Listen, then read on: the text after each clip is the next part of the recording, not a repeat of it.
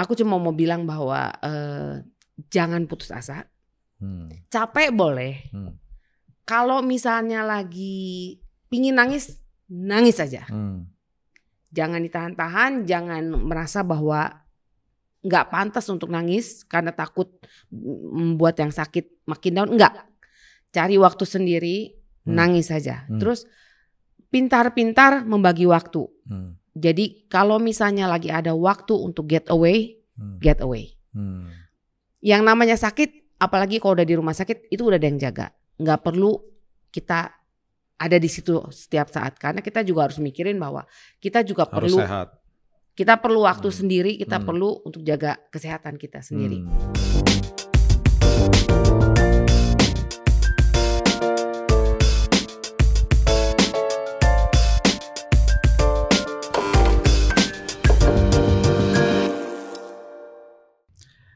Sahabat kopi, kenapa saya senyumnya lama? Saya hari ini, by the way, selamat datang ke Billy's Coffee Table. Nama saya Billy Lantang. Kenapa saya rada lambat hari ini bicaranya? Karena saya deg-degan. Kenapa saya deg-degan? Karena ada bekas pacar di depan saya. Au, au, au. Dan bekas pacar ini merelakan hidupnya untuk jadian sama saya seumur hidup. Namanya adalah Gaby Suhairi. Hai sayang. Halo. Aku nervous loh. Aku gak pernah se-nervous begini. Kenapa? Aku berdiri di depan banyak orang. Aku gak nervous, tapi kenapa di depan dia aku gak bisa lihat matanya. Peres. Gap, thank you banget ya udah datang. Aduh, dia nungguin loh dari tadi. Kita syuting hari ini udah berapa kali ya. Dia sampai yang terakhir nih syuting hari ini. Gak apa-apa demi kamu. Ya ampun, aduh terima kasih Tuhan. Abis ini kita makan di mana? Aduh, di mana aja deh. Gap, hari ini kita mau membahas sesuatu yang sangat, bagi saya ini sangat dalam sekali. Karena seperti semua yang tahu kisah saya sampai lupa tuh gue kan sampai nggak membahas kopi lagi nih hari ini ya.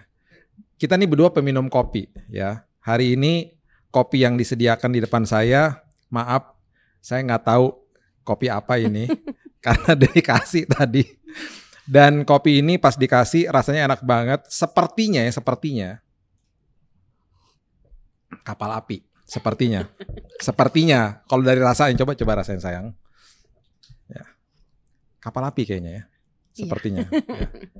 Oh bukan, Sidi Kalang ya, oh katanya Sidi Kalang, katanya kopi Sidi Kalang enak sih, pahit dan enak gitu ya. Kopi Sidi Kalang dari Kabupaten Dairi Sumatera Utara. Oke. Gap, kenapa kamu ada di sini hari ini? Itu semua karena anugerah Tuhan. Dan kenapa kamu ada hadir pada hari ini? Karena aku mau bahas sesuatu yang sangat penting. Karena waktu aku sakit tahun 2019, ibu ini adalah sosok wanita yang sangat luar biasa yang mendampingi saya di rumah sakit. Saya waktu divonis mati 3 bulan kena cancer, dia ada di samping saya. Baru kemarin aku dengerin lagi rekaman sama dokternya ketika dokter di Singapura itu memberitahu bahwa aku kena hasil lab kena ini bone marrow. Hasil tes bone marrow. Tes bone marrow sumsum tulang belakang. Dan itu ketika dia bacakan hasilnya, dia bilang aku kena acute myeloid leukemia, kanker darah yang sangat ganas. Yeah. Dan aku masih dengar kemarin rekamannya itu ada suara tangisan dari kamu. Kamu sempat tersedak sebentar dan kemudian kamu nangis. Kemudian kita melewati sebuah perjalanan yang sangat tidak enak saat itu. Ya. Dan akhirnya kita melewati sesuatu yang betul-betul merupakan perjalanan yang cukup panjang. Perasaan kamu apa sih waktu hari itu? Waktu kita tahu hasil itu kan sebetulnya kamu udah sakit 3 mingguan ya, 3 minggu lebih. Banyak skenario lah yang kita lewat di kepala kita, yang kita baca, karena kita baca di Google dan semua segala macam, indikasinya memang gejala kamu tuh nggak bagus gitu.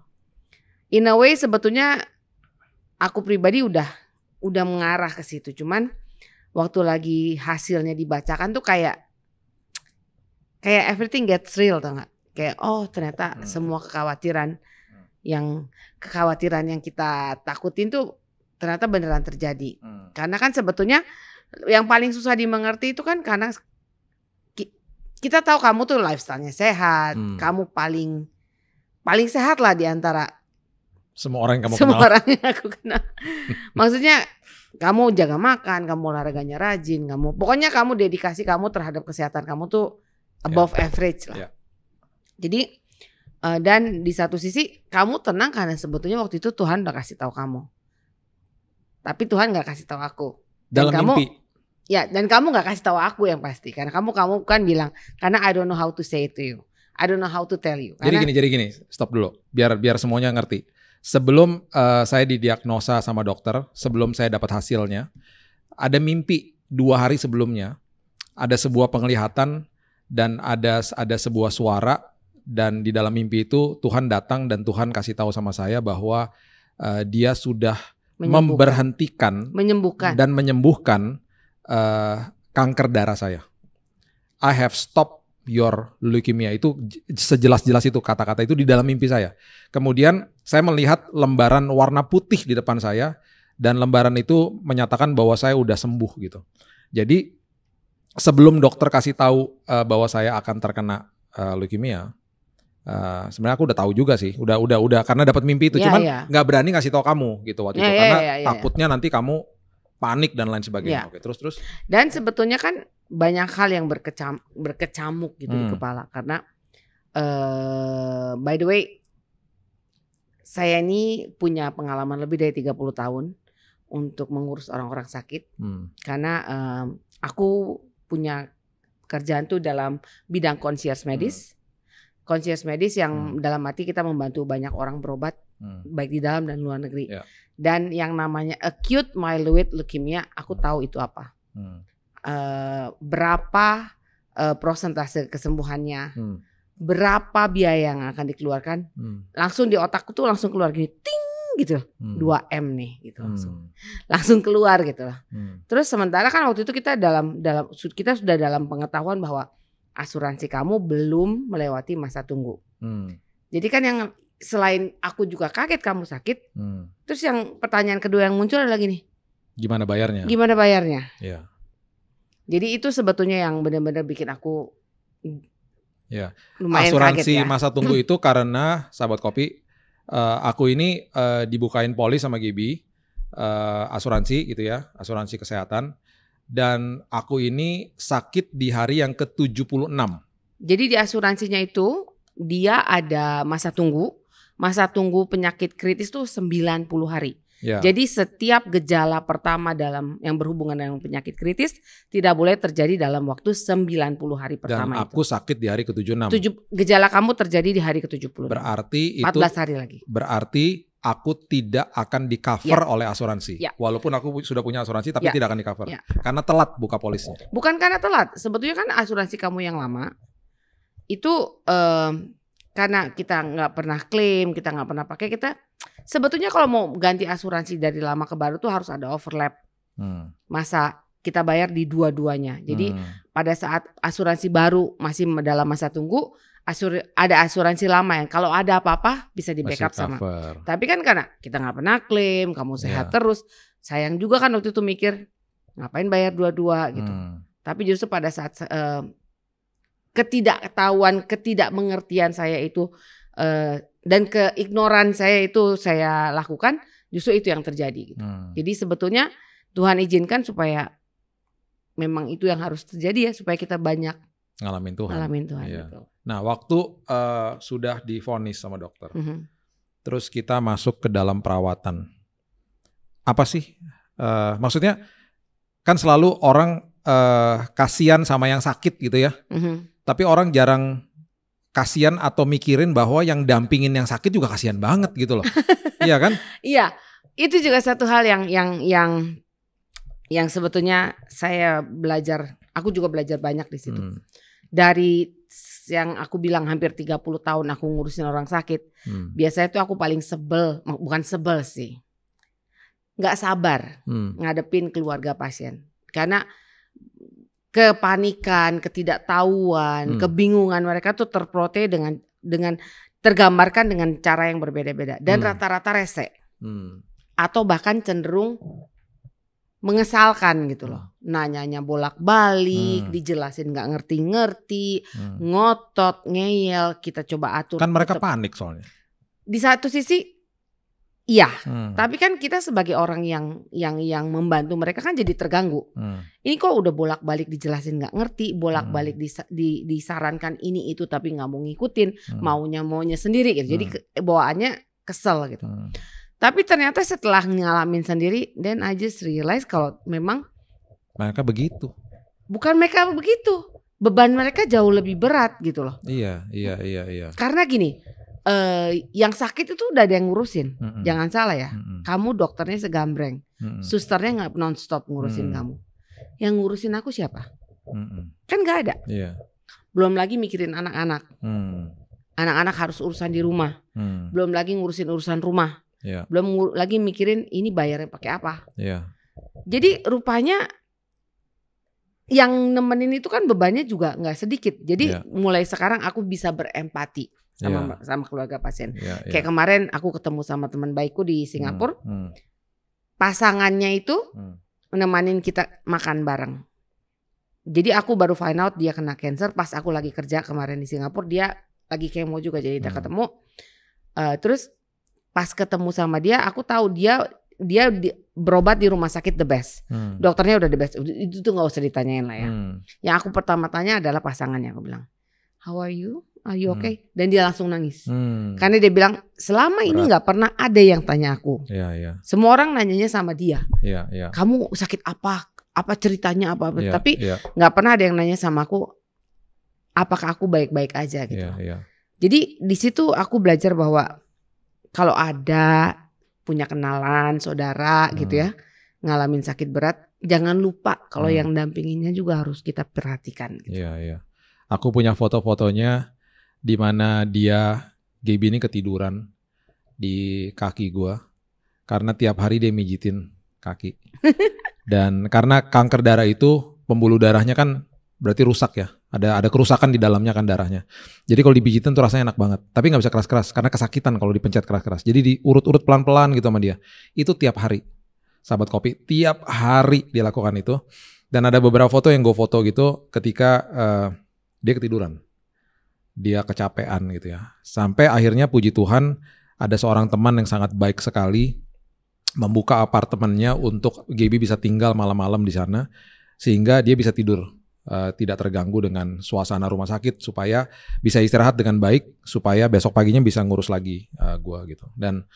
Dan kamu masakin aku berkali-kali, bukan berkali-kali, tiap hari masakin aku, bawa makanan ke hotel. Kalau nggak sempat masak, beliin rumah makanan sakit, ke rumah sakit. Kamu berobat di rumah sakit bukan di hotel. Iya ke rumah sakit. Di rumah sakit dibawain makanan setiap hari gitu. Karena kamu kan rese. Iya. Aku nggak bisa makanan rumah sakit. Iya, dia nggak bisa cium bau rumah sakit. Begitu masuk padahal kan makanan semua di-seal. Masuk kamar dia langsung. Sahabat Kopi, yang paling mengerikan adalah waktu dokter nyamperin masuk ke kamar dan dia bilang bahwa usia aku ini tinggal 3 bulan, paling panjang 6 bulan. Dan kemudian proses kemonya itu dibolongin dadanya. Jadi yang dibolongin bukan di sini, bukan di infus ya, tapi di dada.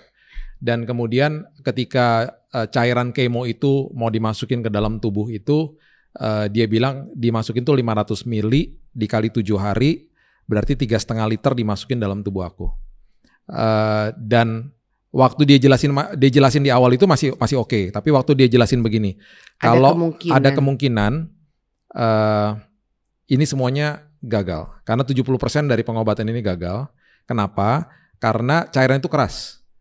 Cairan itu kalau satu tetes jatuh ke kulitnya suster ketika dia lagi beberes kantong kemonya, itu kulitnya suster kebakar. Satu tetes aja. Jadi bisa bayangin kalau sampai 500 mili dikali 7 hari berarti 3,5 liter masuk ke dalam tubuh aku. Ya hancurlah organ-organ tubuhnya gitu loh. Ya kemonya itu bersambung ya.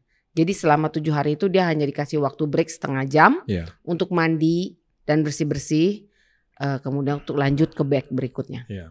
Dan dia bilang bahwa ketika nanti udah selesai akan terjadi kerusakan di organ-organ. Akan ada gangguan. Kemudian ada kemungkinan juga bisa masuk ICU. Ya karena kalau kemonya itu akan menyebabkan semua daya tahan tubuhnya hilang. Termasuk nilai leukositnya dalam darah akan hilang. Jadi dalam tubuh kita tuh ada bakteri, virus semua yang dipenjara oleh yang namanya leukosit. Leukosit itu polisinya, ya. Darah putih. Leukosit itu polisinya tubuh. Jadi untuk semua bakteri dan virus yang masuk, dia yang tangkepin, dia yang masukin penjara, dia yang jaga. Nah kalau misalnya kemonya itu menghancurkan leukosit, berarti itu para penjahat bakteri dan virus semua akan berbestapora keliling dalam tubuhnya. Yang artinya dia akan punya potensi untuk punya infeksi di berbagai tempat dengan jenis yang tidak bisa diketahui, tidak bisa diprediksi. Dan betul leukosit aku itu setelah di kemo itu turun ke titik 0,03. Paling rendah itu ya? Dan itu sebabnya tubuh aku kejang-kejang 41 derajat dan beberapa kali matanya sampai putih, udah halu gitu ya. Dan hampir dimasukin ICU. Dan sebelum waktu dokter menjelaskan tentang proses kemonya, dia juga katakan bahwa ada kemungkinan nanti akan masuk ICU, akan terjadi koma dan meninggal. Dan itu sebabnya saya dan Gaby ini harus tanda tangan consent form supaya kalau sampai aku meninggal dia tidak akan tuntut rumah sakit gitu loh. Jadi itu di situ izin supaya dia mengizinkan saya dimasukin cairan kemo. Dan betul itu yang terjadi setelah di kemo ya. Aku dalam kondisi yang hancur lah habis itu. Tapi puji Tuhan beberapa kali hampir masuk ICU tapi nggak pernah kejadian karena Tuhan selalu tolong ya. Itu ceritanya lagi cukup panjang lagi nanti kalau ceritain. Tapi doanya kamu Gap, waktu aku divonis, aku lagi divonis dikasih tahu sama dokter, doanya kamu apa sih? Itu jeritan hati kamu gitu. Aku tahu lah doa kamu kan tiap hari kita doa bareng. Cuman jeritan hati kamu tuh sama Tuhan apa sih? Apa ya? Aku sih cuma tahu bahwa pertamanya kan gini. Kalau buat orang yang kenal aku pasti tahu bahwa aku orangnya suka very logic. Aku nggak suka yang sifatnya nggak masuk akal gitu. Semuanya harus logikanya harus cocok sama logikaku. Makanya aku semua suka harus well prepared. The reason kita harus selalu punya asuransi, punya segala macam itu untuk preparation untuk dalam segala hal. Kalau misalnya kalau perlu aku punya plan yang berlapis-lapis gitu. Tapi saat itu kayaknya aku dikasih Tuhan untuk nggak punya jalan keluar. Aku nggak dibuat dalam posisi nggak bisa ngapa-ngapain gitu. Luckily, aku orangnya nggak terlalu banyak mikir, bukan terlalu banyak mikir sih. Maksudnya nggak terlalu banyak berandai-andai. Aku cuma tahu bahwa aku cuma pernah tanya sama Tuhan gini, Tuhan, kenapa Tuhan izinkan terjadi? Sampai ada yang pernah bertanya sama aku, kamu kecewa nggak selama sepanjang pernikahan kamu ngerjain semuanya sendiri, ngurusin anak, ngurusin rumah, sambil kerja, sementara Billy harus banyak meluangkan waktunya untuk Tuhan, untuk pelayanan. Sampai kan kamu tahu lah ya, anak-anak semua segala macam, rumah segala macam, biasanya aku yang handle karena kamu jarang di rumah. Terus ada yang tanya gini, kamu marah gak sih Tuhan kasih Billy sakit padahal dia udah mendedikasikan hidupnya untuk Tuhan? Itu menurut orang Tuhan kasih sakit. Iya. Padahal Tuhan tidak pernah kasih sakit ya. Itu harus diperjelas. Penyakit itu bukan dari Tuhan. Nah, karena dia tanya, aku jadi mikir. Padahal tadinya nggak pernah. Aku emang jarang mikir sih. Aku jadi mikir gini. Tapi aku ternyata jawabannya enggak gitu. Karena kayak ada suara dalam hati waktu lagi pertama kamu sakit. Tuhan, apalagi waktu aku dengar Tuhan udah bilang sama kamu udah sembuh. Aku cuma bilang gini, oh Tuhan mau pakai kamu lebih lagi. Karena dengan kesaksian hidup kamu, Tuhan akan pakai banyak orang dengar kamu dan percaya sama dia gitu.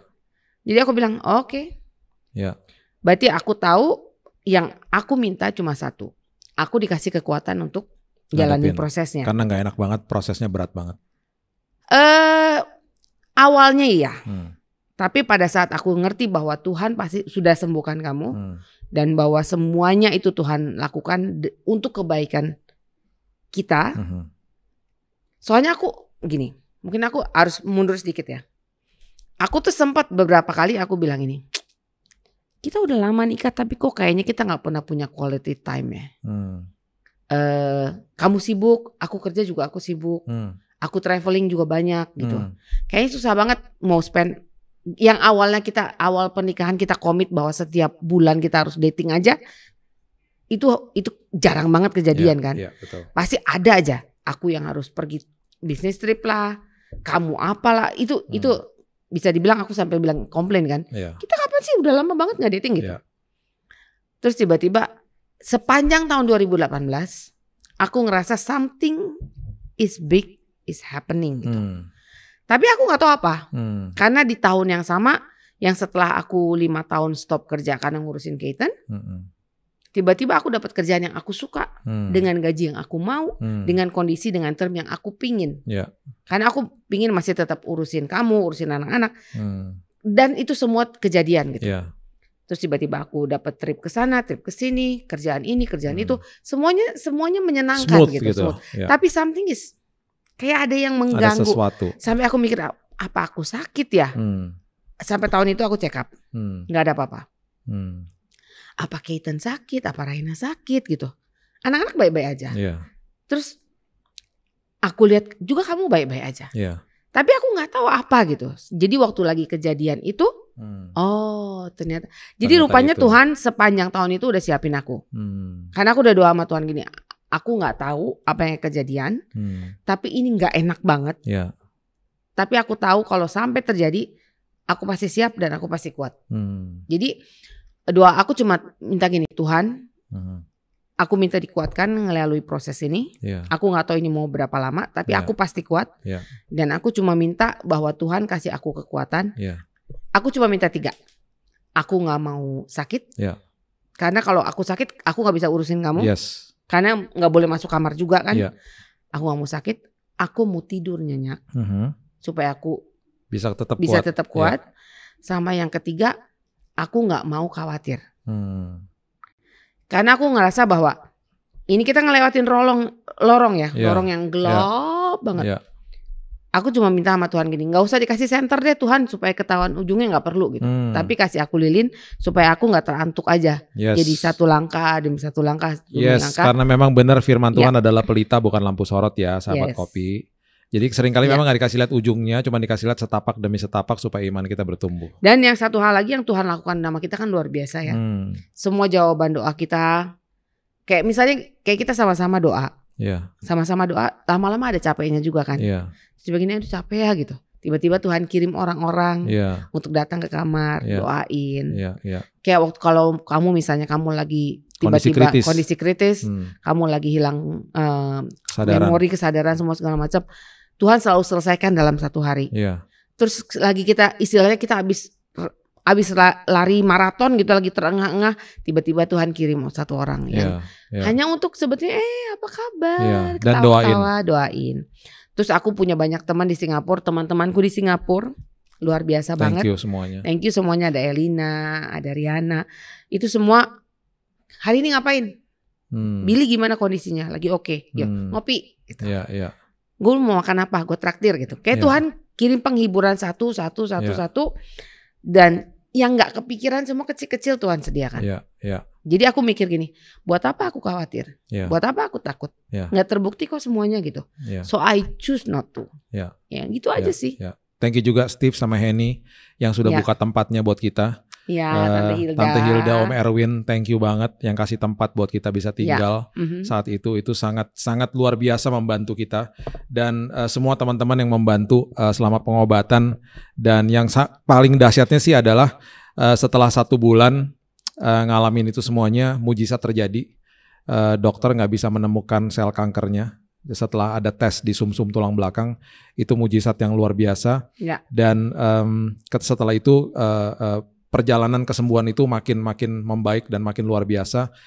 Dan yang dahsyatnya juga adalah Tuhan memberikan mujizat bahwa walaupun asuransi kita tidak bisa cover kita pada saat itu, tapi pengobatan di sana Tuhan kirim banyak orang untuk akhirnya menjadi berkat bagi kita. Bahkan sepertiga daripada orang-orang yang datang ke rumah sakit kita nggak kenal. Dari gereja-gereja lokal Tuhan bisa kirim, dan kita nggak pernah kasih tahu siapa-siapa. Dari Surabaya, dari teman-teman dari Surabaya, thank you banget. Dari Jakarta ada yang datang cuma one day trip, ya besoknya balik lagi. Ada yang beberapa kali sampai datang, ada yang 4 kali sampai datang ke kamar kita. Dan bahkan waktu kita pulang itu bukan sekedar billing rumah sakitnya lunas, tapi kita bawa uang kelebihan. Bahkan kita bisa punya kesempatan bisa bantu teman-teman yang sedang sakit pada saat itu, kita bisa tabur lagi buat mereka. Jadi Tuhan dahsyat, Tuhan luar biasa. Itu memang salah satu mujizat yang Tuhan lakukan dalam hidup ini. Dan selalu kalau misalnya orang bertanya, Bill, lu dapat mujizat kesembuhan? Enggak sih. Kalau yang namanya mujizat itu adalah aku, istriku, dan kedua anakku diubahkan Tuhan. Yang namanya kesembuhan adalah bonus. Karena kesembuhan Tuhan tinggal balikin tangan. Tetapi yang namanya sebuah perubahan kehidupan itu membutuhkan sebuah proses dan respon daripada kita. Benar ya? Tuh. Nah, oke. Itu adalah kesaksian yang Tuhan buat dalam hidup ini. Nah, kalau kita bicara yang tadi ya, kita bicara soal kayak asuransi. Ya, asuransi yang tadi kita miss gitu ya. Aku nggak di cover gitu ya. Nah, ini kan banyak stigma-stigma yang buruk tentang asuransi, khususnya bagi orang-orang dengan iman Kristiani.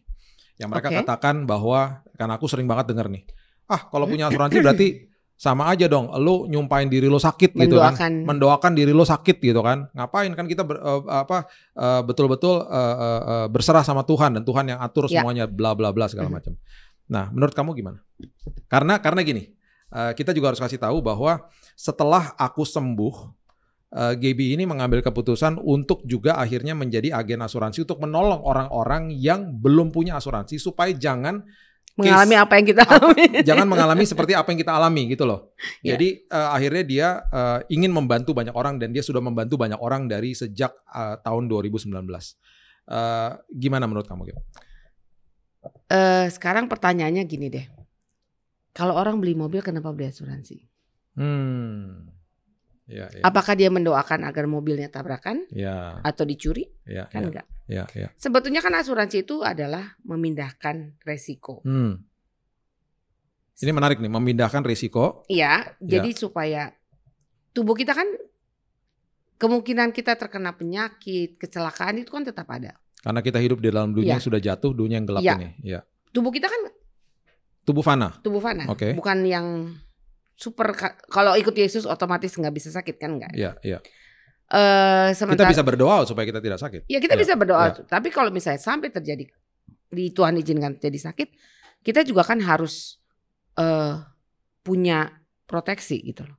Jangan sampai kita membebani keluarga, anak, atau siapapun juga untuk membantu kita membayar biaya rumah sakit. Karena semua tahu sekarang berobat gak ada yang murah lah.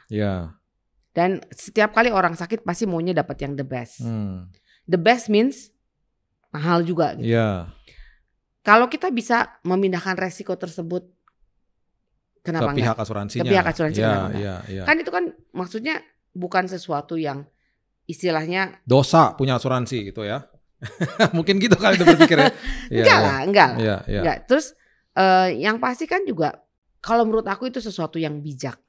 Kan you need wisdom. Dalam menghadapi kehidupan, kamu butuh hikmat, pengetahuan semua. Supaya untuk menjauhkan kita dari masalah dan kesulitan dan kesusahan hidup gitu loh. Jadi itu sih jawabannya. Terutama yang namanya asuransi jiwa ya. Karena pada akhirnya nanti orang-orang tua ini akan meninggal. Yang oke lah. Mungkin sakit, ada kemungkinan orang tidak sakit, tidak mengalami penyakit sampai Tuhan panggil. Tapi kalau Tuhan pasti panggil dong. Mau umur berapa juga at the end Tuhan pasti panggil. Pulang, ya. Kalau misalnya kita memikirkan bahwa keluarga kita apalagi jika kita ini tulang punggung keluarganya. Ya, orang tua gitu. Orang tua, anaknya, suami, istri, yang biaya hidupnya itu ditanggung oleh seseorang yang sebagai breadwinner gitu. Ya.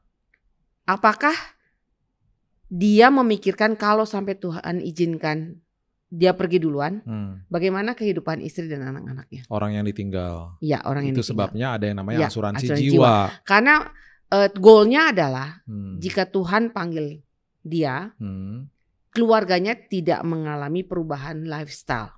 Anaknya tetap bisa sekolah, tetap ditanggung. Ada uang pertanggungan namanya. Iya, sekarang aku ambil contoh misalnya gini ya.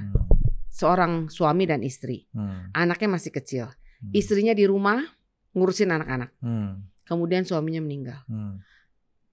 Oke, Tuhan panggil, berarti untuk membiayai anak-anaknya istrinya harus bekerja dong.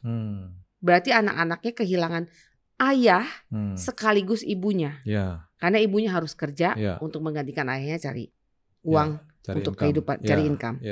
Sekarang kalau misalnya si ayah ini punya kebijaksanaan untuk ambil asuransi jiwa, ibunya tidak perlu meninggalkan rumah untuk bekerja kan. Uang asuransi itu biasa untuk membiayai kehidupan istri dan anak-anaknya. As simple as that. Dan ini adalah sebuah produk, produk yang ditawarkan oleh berbagai asuransi untuk memproteksi jiwa, memproteksi kesehatan. Selama kita hidup di dalam dunia ini, dunia yang sudah jatuh, dunia yang gelap, dunia yang memang penuh dengan hal-hal yang tidak diinginkan. Gitu ya. Sebetulnya stigma agen asuransi memang nggak terlalu bagus, apalagi ada gosip asuransi ini nipu, asuransi itu nipu.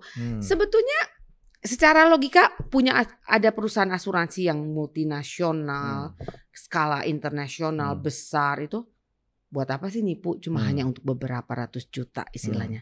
Kan nama baik mereka juga dipertaruhkan. Yang jadi masalah adalah ketika seseorang membeli asuransi tanpa tahu isinya. Dan yang menjual tidak menjelaskan dengan baik, hanya untuk demi menjual dan mendapatkan penghasilan dari penjualan tersebut. Yang harus dilakukan tuh kan, makanya kalau aku biasa bicara dengan calon nasabah, aku akan jelasin A sampai Z-nya, do and don'ts-nya, minusnya, plusnya di mana. Kemudian aku harus make sure bahwa dia benar-benar tahu apa yang dia beli. Dan yang pasti aku lakukan adalah aku bilang ini bukan investasi ya, ini adalah proteksi. Sama seperti kalau misalnya kamu, ini bukan investasi tapi proteksi, karena banyak orang yang bukan asuransi bahwa nanti uangnya balik, akan jadi besar, jadi segala macam itu. Kalau mau investasi tempat lain. Ya. Maksudnya gini, kalau misalnya gini, kamu beli payung, terus dengan harapan kalau hujan nggak kebasahan. Terus nggak hujan-hujan, kamu bisa nggak datang balik ke toko payungnya? Ini nggak hujan nih, balikin duit saya nih, payungnya saya balikin. Atau misalnya kamu menggaji seorang satpam jaga rumah, takut kemalingan. Setelah setahun maling-malingnya nggak ada maling mampir. Terus tiba-tiba sama satpam gini, kamu jaga sini nggak ngapa-ngapain ya, balikin tuh gajinya, kan nggak mungkin. Jadi yang namanya menjual dan membeli asuransi itu harus dipenuhi dengan pengetahuan dan tahu apa yang dibeli. Karena kalau seorang kita menyebut diri bukan agen asuransi ya, kita adalah financial advisor. Itu ketemu pasti kamu perlunya apa. Biasanya kita bikin tabel lah. Kamu income-nya berapa, istri kamu berapa, living cost kamu berapa sebulan semua. Saat ini kamu punya apa? Kalau misalnya bilang, oh gue udah punya asuransi A, I, U, E, O gitu ya. Mana? Coba saya bantu lihat. Biasanya aku bedah polis. Oh ini udah 5 tahun nih kamu beli waktu kamu masih umur segini. Dan anak kamu baru 1. Sekarang anak kamu udah 3. Kebutuhannya udah berubah. Dan inflasi semua tetap berjalan. Ini udah nggak, nilainya udah nggak sebesar 10 tahun yang lalu. Coba, jadi aku biasanya akan mengarahkan masalah dia beli atau enggak. Itu bukan hal yang paling penting. Tapi aku selalu pengen tahu bahwa orang tahu kebutuhannya dia tuh apa. Kalaupun misalnya dia nggak punya budget saat ini untuk menambah asuransinya yang baru, tapi paling nggak dia udah tahu. Oh nanti kalau misalnya saya ada berkat, ada uang, saya perlu ambil ini. Gitu loh. Jadi aku lebih suka mengedukasi sih.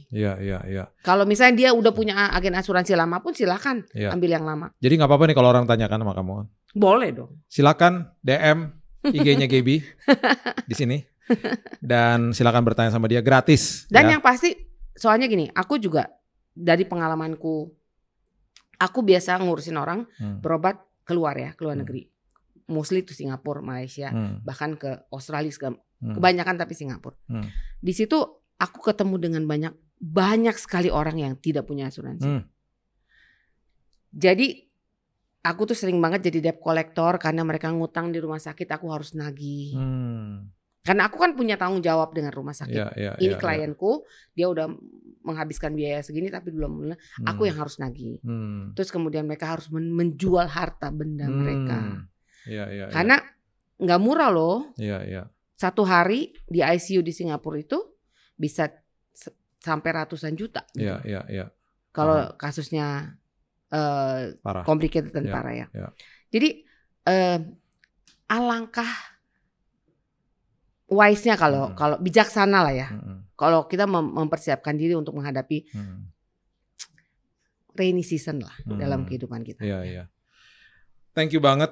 Udah dijelaskan sejelas-jelasnya bahwa pentingnya juga mempunyai sebuah asuransi supaya case-nya aku nih jangan terulang lagi. Itu sebabnya Gaby ini menjadi agen asuransi. Selain yang dia juga punya kerja, dia juga aktif mengerjakan adalah evakuasi medis dan juga menjadi medical concierge, yaitu menolong orang kalau mereka mau berobat ke luar negeri. Cari dokter dan lain sebagainya. Ya ini Gaby udah ahlinya lah, jagonya, udah bertahun-tahun dia berkecimpung di dalam dunia itu ya. Dan juga dia juga ahli juga dalam ngurusin saya ya. Sangat ahli. Boleh gak pegang tangannya? Jarang-jarang nih megang tangannya tamu. Kamu gak boleh pegang tamu lain. Ya makanya kan aku gak bisa pegang tamu lain, jadi pegang tangannya kamu aja. Jadi nih aku sembari ngobrol pegangan tangan ya, deg-degan deh, asik deh. Nah jadi gini, sekarang setelah aku sehat, disembuhkan Tuhan, secara apa ya, controlling dan lain sebagainya, yang kamu selalu ingatkan aku tuh aku harus ngapain sih selama ini? Karena aku keluar dari rumah sakit memang gak dikasih obat sama dokter karena obat dokter sudah nyatakan sembuh.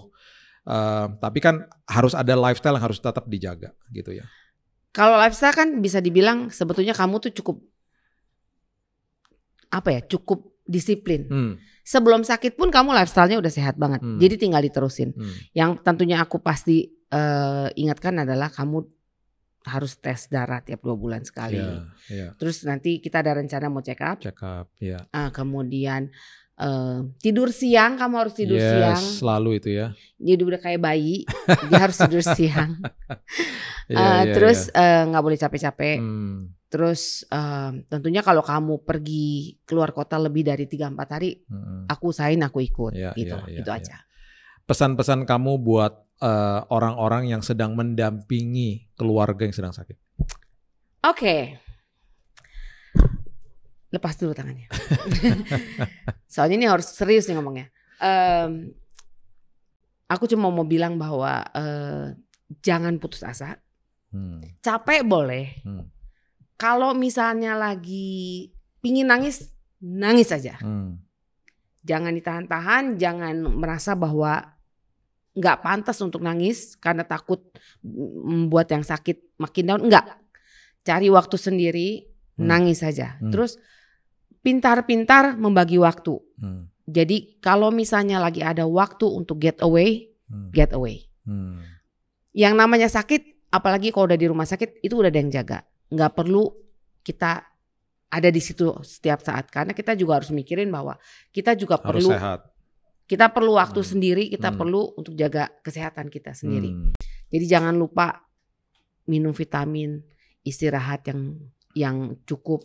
Terus jangan lupa kasih tahu diri sendiri bahwa aku kuat, aku akan terus sehat, dan aku harus sehat untuk bisa ngurusin suami, anak, istri yang sedang sakit.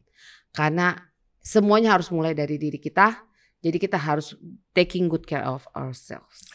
Dan jangan lupa bahwa Tuhan izinkan semua terjadi itu untuk kebaikan kita. Amin. Jadi percaya aja dengan iman bahwa semuanya Tuhan sudah atur, semuanya Tuhan sudah sediakan.